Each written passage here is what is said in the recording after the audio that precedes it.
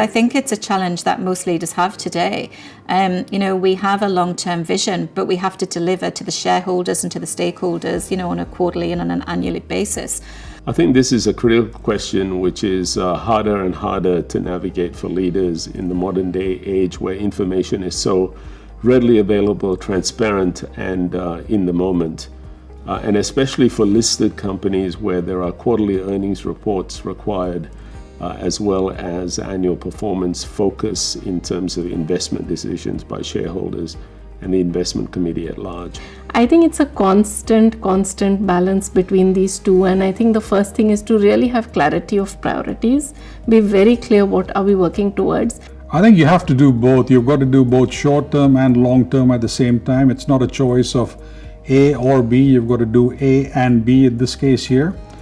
I think the way you do it is you have a clear purpose, you have a clear long-term vision, and certainly the way I try and do it is then try and take away all of the noise and prioritize what matters today that will enable me to achieve the longer term goal.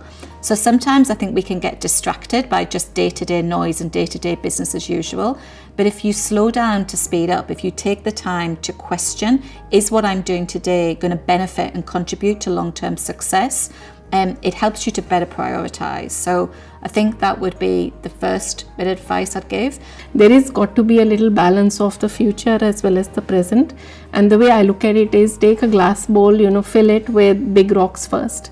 What are the big rocks for the company? It is going to have to be future sustainability. What might be our future skills? And then, you fill it with, okay, what's important for today? So I think those two have to, continuously balance. But what helps is being able to decide what are your trade-offs and deciding why you're making the trade-off and communicating why you're making trade-offs. And that really helps you kind of move forward. I think one way you can do it is to have a clear 3 to 5 year strategy. Communicate that strategy clearly to the market and your shareholders and ensure that they're bought into it, and that in executing it, if you have a poor performing quarter or even a year, they understand that that's all part of a plan. I think the definition of long-term is changing. When I started my career, long-term was defined as 10 to 20 years. I think in today's world, it's more like 3 to 5 years long-term.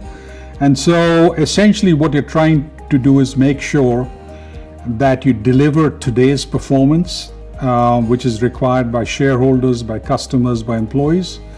And you also are transforming for tomorrow. The business models for tomorrow, the risk environment for tomorrow is going to be different from what it is today. Consumer needs are changing, technology is a big disruptor, and hence the senior team needs to be absolutely living the mantra that deliver today and transform for tomorrow. And I think the second thing I'd say in answer to that is, I think because the world is changing so much and there's so much uncertainty, you can sometimes make knee-jerk reactions or have fast-paced decisions in response to try and react.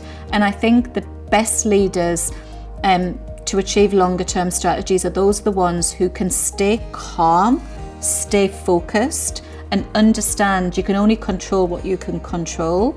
I also think the ability to pivot is really important. So being able to figure out, yes, I'll learn fast, I'll fail fast, but let me also figure out how to pivot. That'll help us. I find that it helps us keep our balance between long and short.